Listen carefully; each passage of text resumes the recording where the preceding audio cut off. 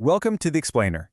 Today, we're going to dig into a word you've probably used or at least scrolled past a dozen times already, blessed. But as we're about to see, what we usually mean when we say it might be totally different from its original, much more powerful definition.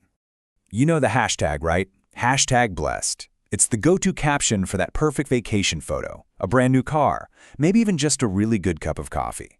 But the sources we're diving into today ask a pretty tough question. Is that what it really means to be blessed? I mean, when we use the word, we're almost always talking about good circumstances, aren't we? A promotion, being healthy, a happy family. And look, those are good things. But here's the critical question the source material asks. What's the hidden downside of making blessing mean a life without problems? And that brings us to the absolute core of the argument from our sources, that this common, everyday understanding of bless isn't just a little bit off, it can actually be spiritually harmful. Think about it for a second. If being blessed means having a great, easy life, what does that accidentally say to the person who's battling a chronic illness, or facing a huge financial crisis, or grieving a terrible loss? It can create this unspoken burden, right? Making them feel like they're somehow less loved by God, or maybe even failing spiritually. So if our modern definition is kind of shaky, where do we find a better one? Well, the sources say we need to go back, way back. Back to the original language of the Scriptures. The key term in the New Testament is makarios.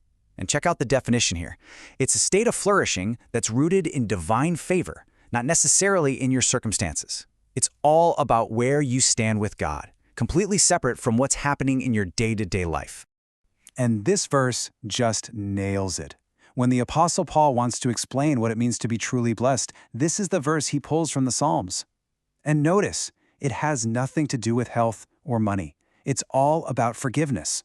So here's the bottom line, the crucial point. According to this biblical view, the absolute foundation of all blessing isn't having a good life, it's being forgiven. It's being made right with God. That is the ultimate divine favor, and everything else is just built on top of that. But it doesn't just stop there.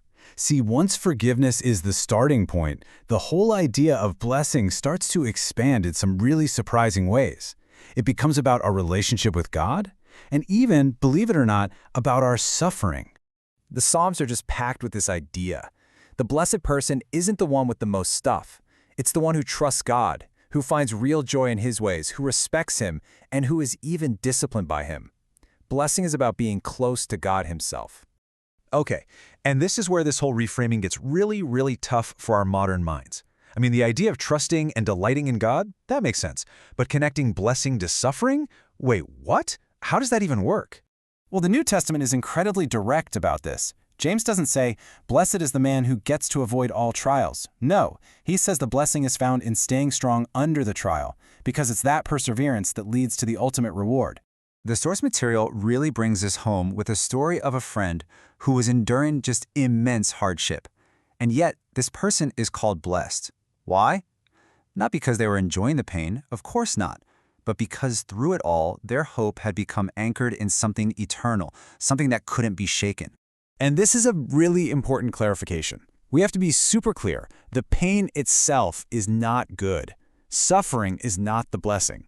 The source is very specific here. Suffering is an instrument, a tool that God can use to pry our fingers off of temporary comforts and deepen our trust in Him. Now, it would be so easy to hear all this and swing the pendulum way too far in the other direction, to start thinking that earthly gifts, like a good job or a nice home, aren't blessings from God at all. So we've got to find the right balance here. This slide lays out the nuance perfectly. The point isn't to go to the other extreme and say physical things can't be blessings. A comfortable home, good health, the sources are clear these are gifts from God. The balanced view just says they are real, but they're secondary blessings. They are not the ultimate definitive sign of God's favor. So what, right? Why does this big theological deep dive actually matter in our day-to-day lives? What's the practical takeaway from all of this? Well, it turns out this reframed view changes a ton. For one, it offers deep, real comfort to those who are suffering, reassuring them that they aren't less blessed. It totally reframes how we talk to each other in our communities. It also acts as a guardrail against those subtle prosperity gospel ideas. And maybe most importantly, it shifts our prayers away from just asking for comfort to asking for more of God. Ultimately, it's a huge shift in our spiritual center of gravity.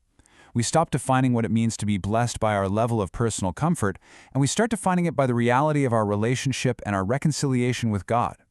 And that leaves us with one last, big question to think about.